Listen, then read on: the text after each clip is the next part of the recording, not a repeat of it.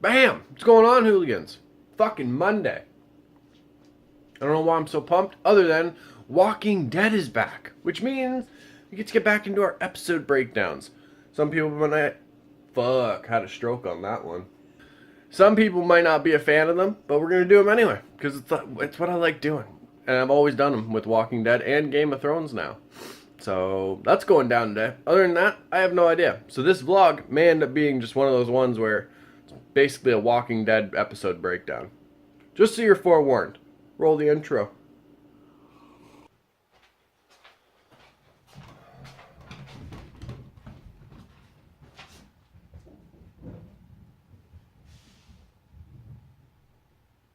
Breaking in my house?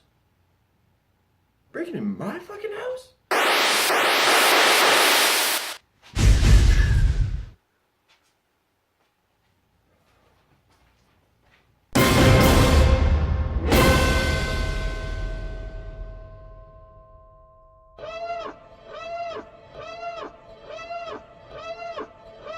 Alright, watching The Walking Dead, and something I want to mention now, just in case I end up forgetting. It's really, really interesting, the song choice for the beginning of this episode. Just because a lot of the things the singer is saying is really like what Carl is now like realizing in a way, and like what he's kind of, or what like what's going on in the show. The one part where it says, I finally realized that I'm really no one. With that, it's a reminder that like in this type of world where there's fucking zombies and whatever, and all it takes is like one bite or whatever, nobody's special. You know what I mean? Like, we can feel like we're like these protectors and we're these leaders of this group or this community. But at the end of the day, we're all really we're nobody special. Everybody in that world can get bitten or something can happen and they're gone. You know what I mean? Very, very interesting. Also, it shows like kind of the maturity of Carl, because he's accepting what's going on with him and he's made peace and decided to then, make everything like about having like a better time. You know what I mean? Like leaving people with a smile in a way. Yeah. Very interesting. We'll see where this episode goes. Okay, this has been a great episode so far. I got about 5 minutes left. I'm gonna do it kind of like how I did the Game of Thrones, I think season 7 finale. I'm not gonna have the footage on the screen just to avoid any copyright stuff, but I'm gonna have the audio playing and such. We'll experience it all together. Yeah, so let's do this. We'll see how this ends. I got a whole page of notes we're gonna get into. My horrible writing. It's all right. Don't look at him. Look at me. Oh, poor Henry. I had to. You're supposed to study at the cottage. This wasn't what you were supposed to do. This wasn't for you. Carol.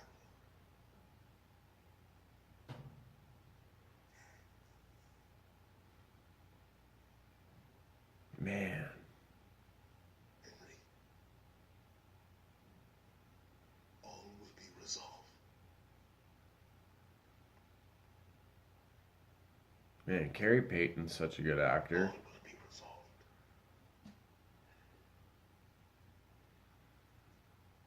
Carl, I'm sorry. I'm sorry.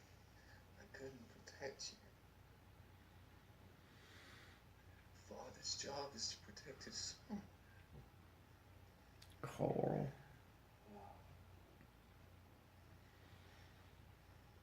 It's just a love.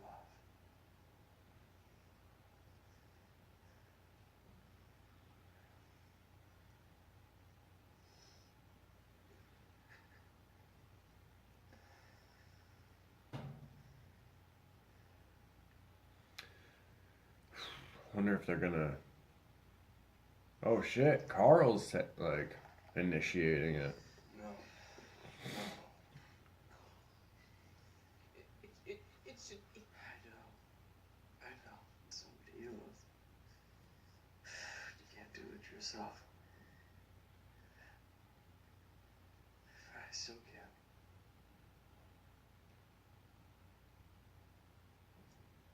I grew up.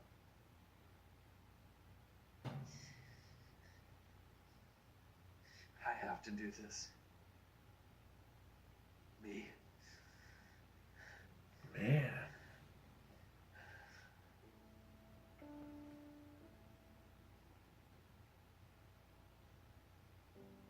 I like, fuck.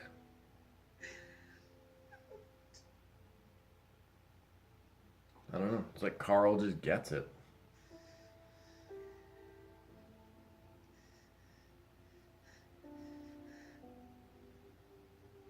I love you, Dad.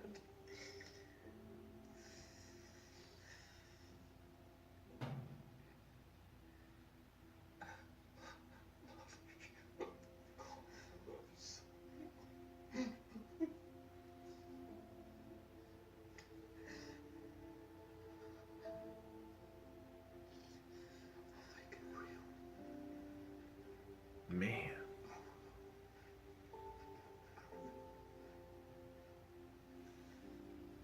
Even just like the show aside, like these two have like Chandler Riggs has basically grown up with Andrew Lincoln.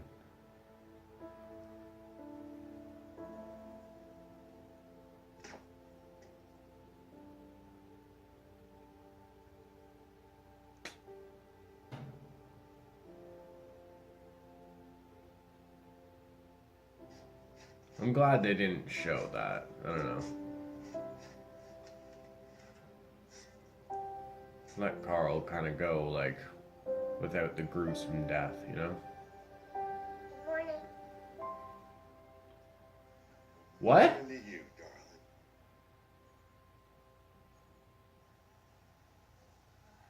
darling. Oh, right. It's in the notes. Damn, that tripped me out for a second.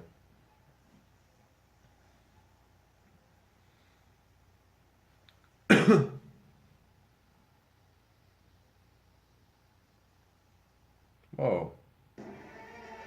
Whoa, what the fuck happened? What the fuck happened to Rick?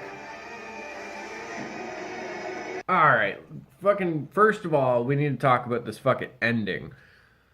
What, like, Rick's leaning on the tree, he's got a bunch of blood right where, conveniently, where, like, Carl, like, got bit and everything, and he's got blood all over his hand. Fuck. What happened? Oh, whoa.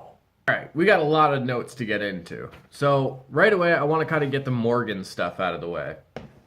Listen, Morgan has been one of my favorite characters. Like, his story through this show, everything. He's been one of my favorite story, like, lines to watch throughout the show. Actually, one of my favorite episodes is when we actually see him get kind of, like, captured or whatever by that doctor or psychologist. Can't really remember. And it like teaches him like the way of like peace and everything like that. That was actually one of my favorite episodes of Walking Dead. In this episode though, like we see like I don't know.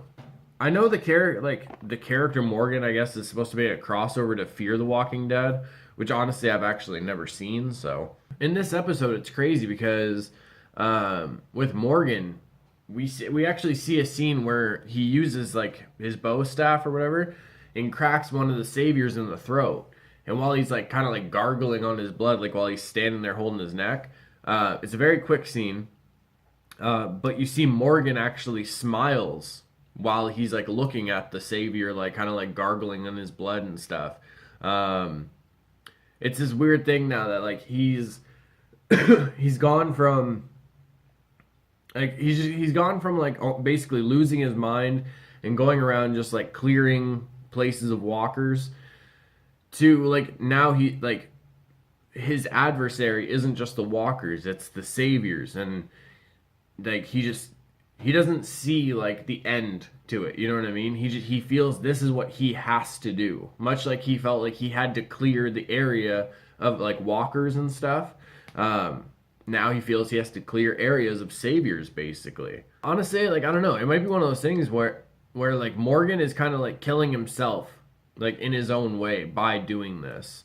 Or maybe he feels like he's like on I don't want to say like a holy mission, but you know what I mean. Kind of like something bigger than himself is driving him uh, towards like this mission kind of thing. Another scene that was really interesting with Morgan um, is when that final savior at the kingdom, King Ezekiel and Carol are kind of like trying to plead with him not to kill him and everything, and saying like he doesn't have to do this. He doesn't want to do this. Um, and basically, as he's about to, you see another bow staff come through his like the savior's throat and kill him, which turns out to be the little kid Henry. The one who like Carol kept saying like fucking stay at the cottage or like the house, you know what I mean? And with that, it's an interesting parallel because before he snuck away to like basically try and help Carol and Morgan, he said, you know, Morgan had taught me like how to use the stick, much like Morgan was taught, but they were taught very differently.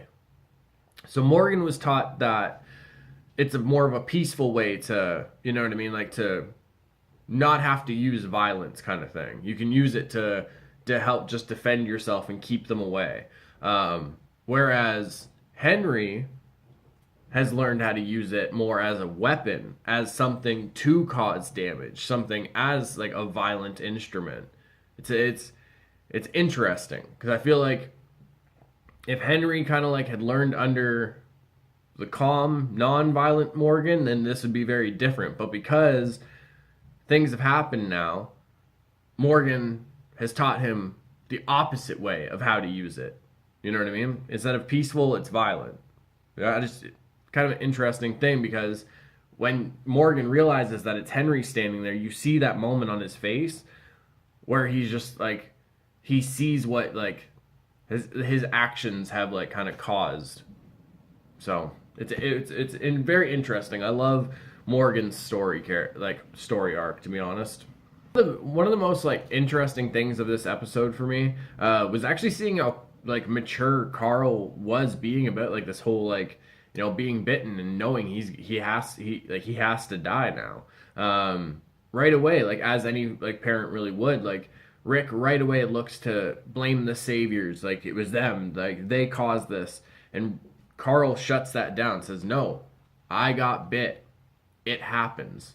You know, it kind of going back to like how what I said, like they used that song and it was interesting because it says like that one part where it's like, you know, I realize I'm really no one kind of thing. Like anybody can be bit, no one's like exempt from it. Have we seen like, I might be wrong, but I feel like Carl like may have had the longest like from bite to switch. I feel like that dude like held strong for like 2 days. I don't know. Either way, I like how they didn't really like show him like actually shooting himself and everything. They kind of let him go with like a little bit of peace and everything, I guess you could say. But yeah, I don't know. It's interesting too because I know I keep saying interesting. I'm sorry. Because even when Carl, like later in the episode, when Carl and Rick are talking and he says, you know, like it can like you can go back to that guy like when you weren't fighting and like you put your gun down, you can go back to that. And Rick says like I can't. Like things aren't the same anymore. I'm not who I like was in those moments anymore. So I don't know. We'll see what happens. Like obviously something happened. He's fucking got blood on him and shit. Like I don't know. So one thing that was kind of cool, like kind of like a little message in this like episode, they find out Sadiq, the guy that Carl helped in the woods and everything, which kind of like is actually when he got bit. They find out that he's actually a doctor. Well, he was like doing his residency. And Rick asks Carl, like, is that why you brought him back and everything? And Carl says, like, no, like I brought him back because he needed help. Like he needed us. That's it. And it's, you know, it's kind of an important like kind of thing to remember. Like there doesn't always have to be a reason to help someone or to do something nice for someone. You know what I mean? Just do it because you can. You know? It's just, I don't know. Kind of weird that like the kid is the one who like, you know, has that message. Well, not really. Sometimes adults get too caught up in their own shit. I really liked how in the like during the tunnel scenes it had like a war movie feel to it. You know what I mean? Like almost like soldiers kind of waiting for like the bombs to stop and the grenades to stop going off, and for like that other army to like finally move out so they can like come out of these tunnels or wherever they're hiding. You know what I mean? It felt very like very much like a war movie, especially like it makes sense because this storyline is like all out war. That's like kind of what the story like arc is called or whatever. So I don't know. I kind of liked how that was like thrown in there. You know, another great scene, honestly. Like just before they bring Carl like up and everything. You see that last candle like sitting in the corner. You see that go out, and it's almost like when that went out, just like Rick knew, okay, like it's time to go. I don't know. It's just there's something about like there's something like aesthetic about like seeing like a candle get blown out, and when you know like there's like a life and death scene kind of going on. I don't know. I don't want to say like it's very poetic or like artistic or whatever, but like I don't know. You folks know what I'm saying. So over the past like a couple episodes and everything, it kind of feels like Carl was like growing away from Rick, or at least that's how it like I felt about it. And even like in this, it's a very small moment, but it actually shows how like Carl has always kept his dad close to him. Right before he gives Judith his sheriff hat, which he got from Rick, he says, you know, this is yours now. Like, I always kept it with me because it kept dad close to me, and it made me feel like I could be as strong as him and everything. And that's like that those are the thoughts that like, you know what I mean? It's one of those things where like a father and son kind of thing. You know, like you hope your son kind of feels like that about you. You know what I mean? Like you want your kids to, I don't know. This might sound like wrong or like weird, like just bear with me. Like you want your kids to kind of think you're like a, you know, this superhero in a way, or like, you know, that you're like really strong, whatever it is, you know. And then like for Carl to actually say that, it's kind of just, I don't know. It's a beautiful moment because you see that like Carl hasn't actually grown too far away from his dad. And also, I was totally fine this whole episode until Judith started crying, and that got me a little bit. It got me. And then like Daryl saying like, you know, all of these people are saved. That's because of you. Like, oh yeah, right there. Honestly, I was getting tired of the old man Rick visions. I like how they actually like explained what was going on in this episode with all of those. So the old man Rick stuff is actually Carl. Like that was his dream. Like he was hoping, you know, like he even explained it to Rick. Like you were older, you had a bigger beard and everything, but everybody was getting along. Like we were working to like help everybody live. And I guess like at the end you see that like he even had Negan living there and helping like with the crops and everything. Which is like, it's, you know, it's interesting because like we've kind of talked about it on the channel, is like, you know, you can tell that Negan likes Carl, and I feel like Carl actually like does like Negan as well in a way or whatever. And you see that it's kind of like the whole like, I don't know, I don't want to say innocent kid kind of thing because he's not a kid really. But it's like, you know, he has that like idea where it's like, no, we can get past this shit and just everybody can like live and help each other live. So I don't know. I was gonna say like enough of the old man Rick stuff, but then I had to add on Carl's visions. You know, I thought that was a really cool way to do it. No, nice way to explain it.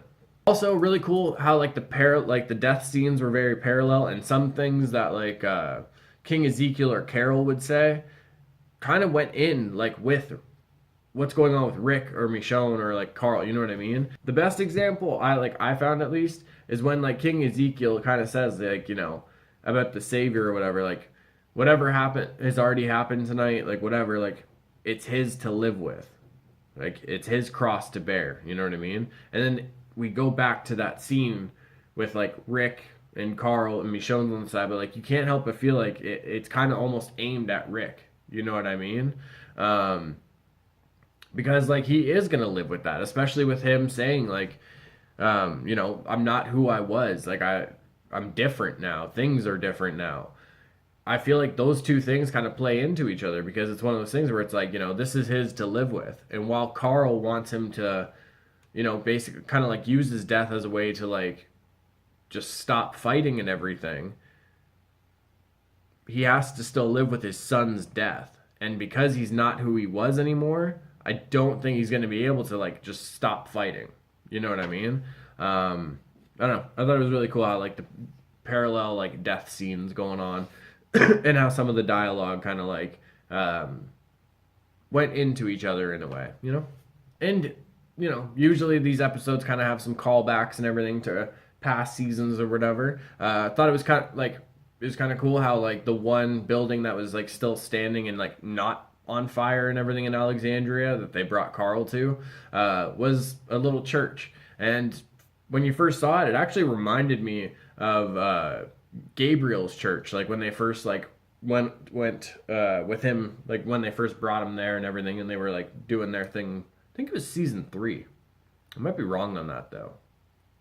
I could be very wrong on that. Either way, it reminded me of Gabriel's church and everything, and I thought that was kind of cool because, like, if you remember, they went to Gabriel's church and everything because they needed a safe place to stay and everything as well. And it's kind of, it's one of those things where, The Walking Dead has had like religious kind of like references or whatever sprinkled in quite a few of the episodes. And I don't know, it was kind of, cool that like the church isn't the thing that's like up in flames, and like it's kind of like that holy place where they can at least have like their last moments together. I don't know.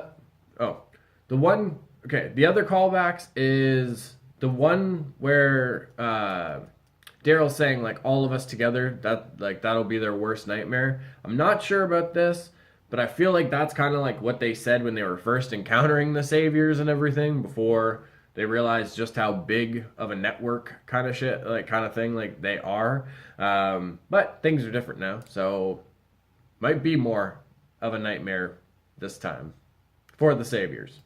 I'm pretty sure about this one is when Carl says to Sadiq, like congratulations, you're stuck with us now.